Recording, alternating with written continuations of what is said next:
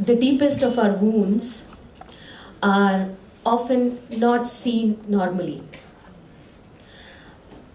But true healing begins not when the skin stitches, but when we gather the courage to change the lens through which we view our pain.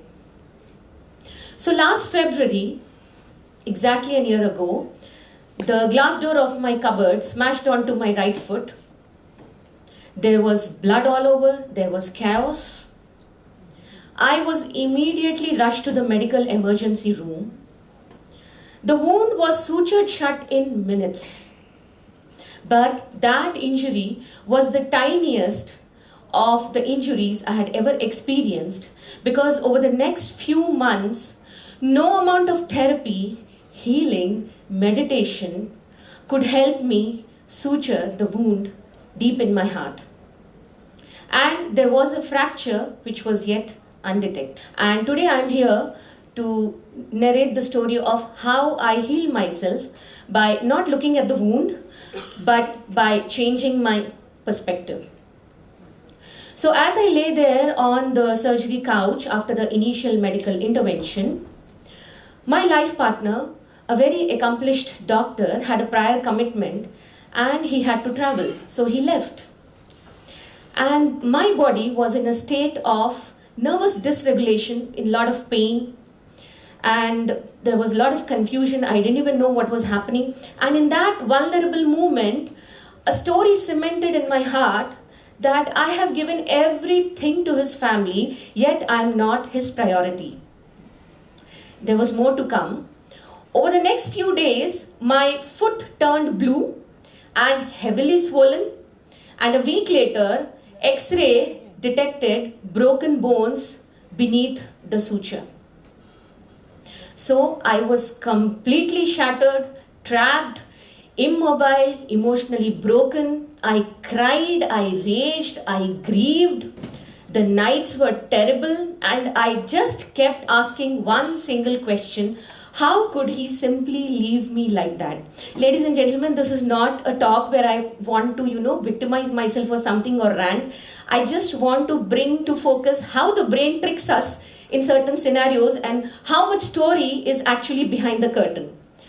So, and very well-meaning friend said, when I asked how could he leave me simply, that he's a doctor, come on, you have to understand. And I argued that I did not marry a doctor, I married him for the man he is.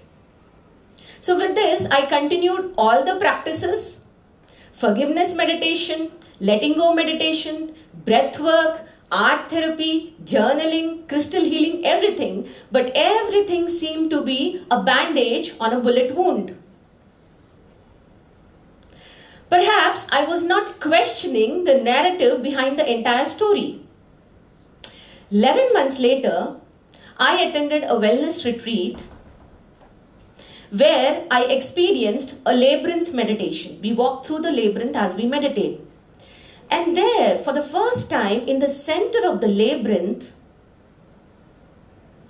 I kissed my fractured foot, I hugged myself, and as the tears flowed through my eyes, the first ray of light dawned upon me.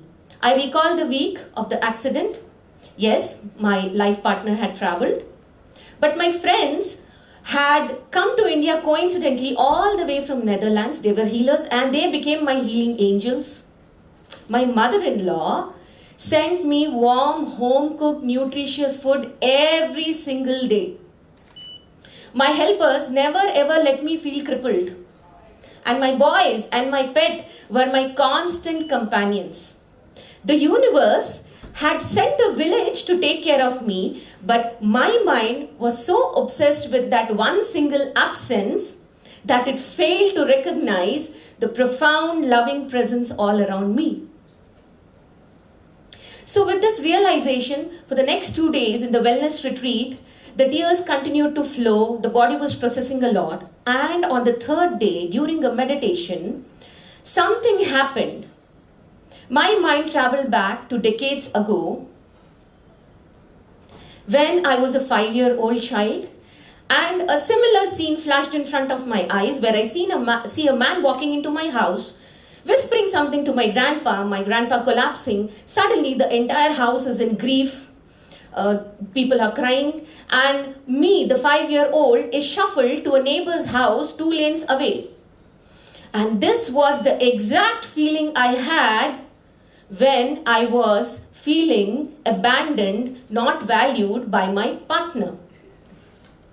So that's where many realizations, they dawned upon me like corrective lenses to my soul. The first one being that the shadow of my childhood was directing all the drama of my adulthood. And that my partner simply didn't leave me. He still continued to support me, and even to this day he continues to support me.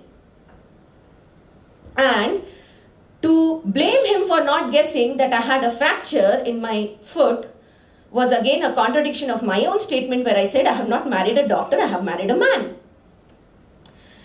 And the most liberating perspective which I got was, this incident was the universe giving me the fierce push to finally stop healing others and start healing myself, take care of myself and take charge of my life. The bones in my foot took weeks to heal. The wound in my heart took decades to uncover, and a small shift in perspective to mend. We all carry lenses ground by our past pains. All the conflict, all the disappointment which we experience now is viewed from the lens of the past. So, I invite you, my dear friends, to reflect upon that one unresolved pain in your life. Where can a small shift in perspective set you free? Because healing is not about a meditation or a mantra. Healing is in the courage to question yourself. Where might a shift in perspective set me free? Where might a small change in my life, a small turn in my life's labyrinth set me free and start to heal the wound which you thought would bleed forever? The true power of healing is not in looking at the wound, it is in changing the perspective through which you see the wound. Thank you.